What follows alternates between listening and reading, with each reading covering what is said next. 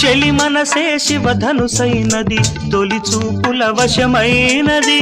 వలపు స్వయంవరమైనప్పుడు గెలువనిది ఏది ఒక బాణము ఒక భార్య అన్నది శ్రీరాముని చిరయసమైనది శ్రీవారు వరమిస్తే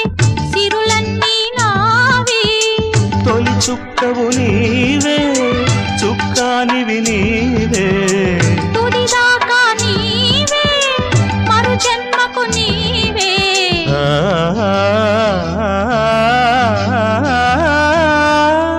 జానకి కలగనలేదు రాముని సతి కాగలనని ఏనాడు